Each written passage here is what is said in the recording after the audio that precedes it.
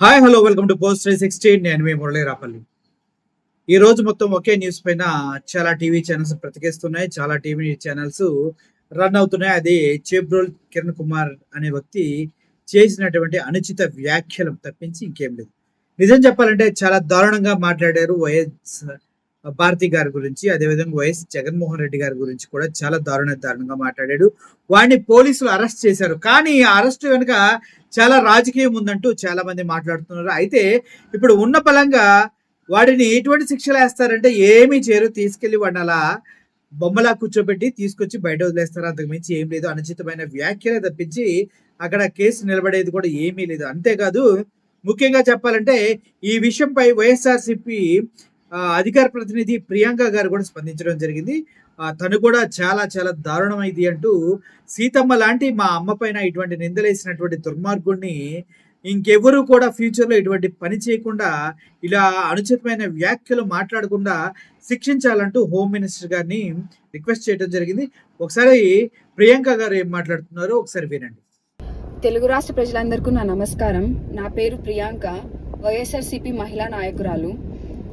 నేను ఈ వీడియో చేయడానికి ముఖ్య కారణం ఏంటంటే, చేవోలు కిరణ్ కుమార్ అనే వ్యక్తి మా నాయకుడైన శ్రీరామచంద్రుడు లాంటి మా జగన్మోహన్ రెడ్డి గారి భార్య అయిన సీతమ్మ లాంటి మా భారతమ్మను చాలా నీచంగా మాట్లాడాడు.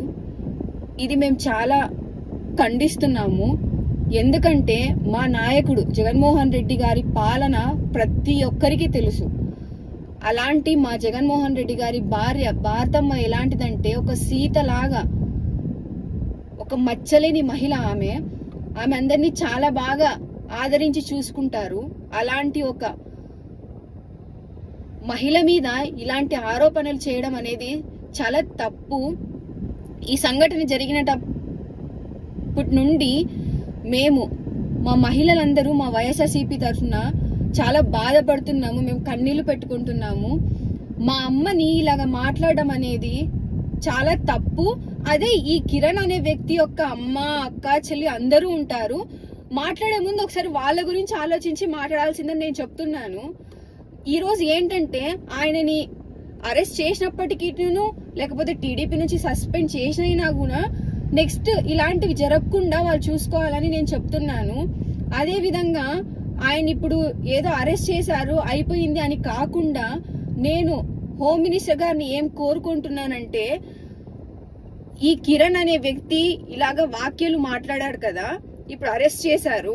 అరెస్ట్ చేసిన తర్వాత నెక్స్ట్ ఏ ఒక్క వ్యక్తి కూడా, ఏ మహిళను కూడా ఇలాగ మాట్లాడుకోకుండా చాలా కఠిన చర్యలు తీసుకోమని చెప్పేసి నేను కోరుకుంటున్నాను. ఎందుకంటే మన హోమ్ మినిస్టర్ గారు కూడా ఒక మహిళ కాబట్టి ఆమెకు ఈ ఆవేదన అర్థం అవుతుంది కాబట్టే నేను చెప్తున్నాను. ఒక బిడ్డగా చెప్తున్నా, మా అమ్మని అన్నారు కాబట్టే. ఇది అసలు చాలా ఖండించాల్సిన విషయం అండి, చెప్తున్నాను. ఈ యొక్క ప్రభుత్వంలో ప్రతిదీ ఫిమేల్స్ కి ఏమవుతుందంటే, బయటికి రాకుండా చేస్తున్నారు, మాట్లాడుకోకుండా చేస్తున్నారు, నాయకుల భార్యల్ని మాట్లాడుతున్నారు, ప్రతి ఒక్కరిని మాట్లాడితే సరిపోతుంది, ఇంకంతకు మించి ఏమీ లేదు.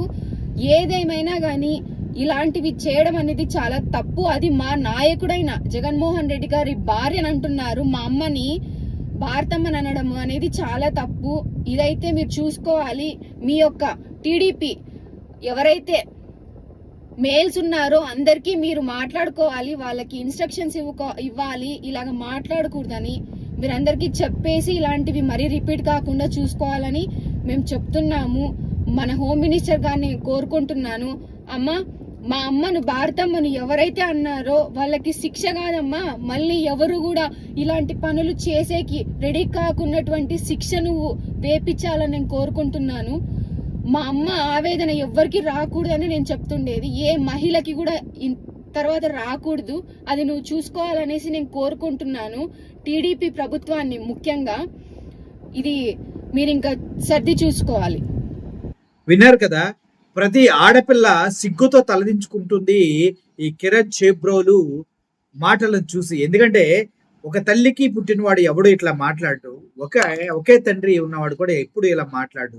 ఎందుకంటే ఒక ఆడదంటే నాకు తెలిసి అమ్మైనా, చెల్లైనా, అక్కైనా, భార్య అయినా ఒక దైవ స్వరూపాల్లాగే కనిపిస్తారు. ఎందుకంటే వాళ్ళు చేసే సర్వీసు అంతా ఇంత కాదు.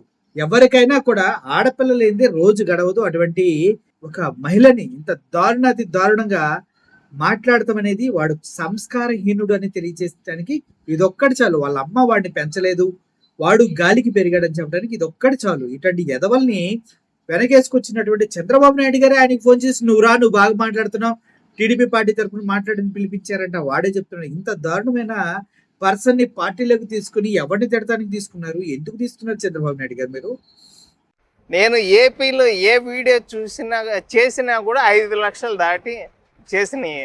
తర్వాత నాకు చంద్రబాబు గారి నుంచి కాల్ రావటం కానీ వచ్చింది. చంద్రబాబు గారు నేను నమ్మలా. ఏమన్నారు కాల్ చేసి చంద్రబాబు గారు?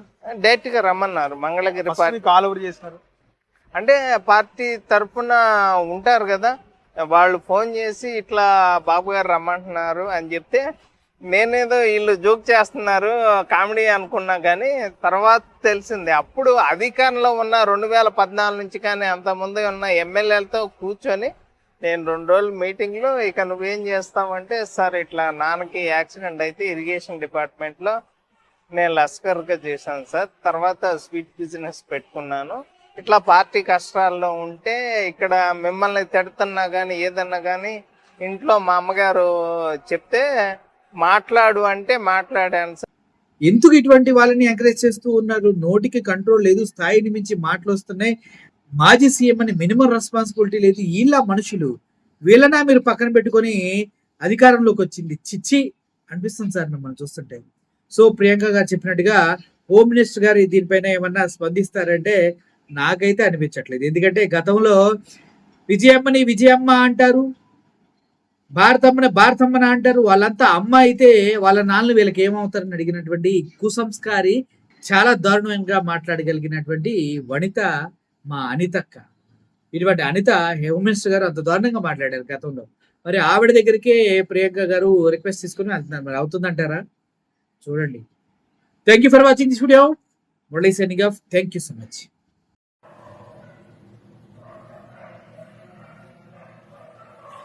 ఈరోజు నేను చేసిన వీడియో చాలా తప్పుగా మాట్లాడాను. దయచేసి అమ్మ భారతి, జగన్మోహన్ రెడ్డి గారికి మీ ఇద్దరు కూడా దయచేసి నేను నిజం చెప్తున్నాను, నేను అన్నమాట చాలా తప్పు. మీ భారతి గారి కాళ్ళు పట్టుకొని నేను ఒక ఆడ వారి గురించి ఇలాగ మాట్లాడటం నా తప్పు. దయచేసి మీ కాళ్ళు పట్టుకుని నేనైతే క్షమించండి. నేనైతే క్షణికావేశంలో ఈ మాట అనాల్సి వచ్చింది. క్షమించి దయచేసి నేనైతే ఈ రోజు మాట్లాడిన మాటలకి ఒక ఆడవారిని ఇలాగ మాట్లాడిన తర్వాత నేనైతే మాత్రం దయచేసి క్షమించండి ప్లీజ్. నేనైతే ఇంకనైతే వీడియోలు చేయదలుచుకోలేదు. నేను చేసిన పొరపాటు జీవితంలో ఇంకా నేనైతే చేయదలుచుకోలేదు. అమ్మ క్షమించు భారతి గారు, దయచేసి.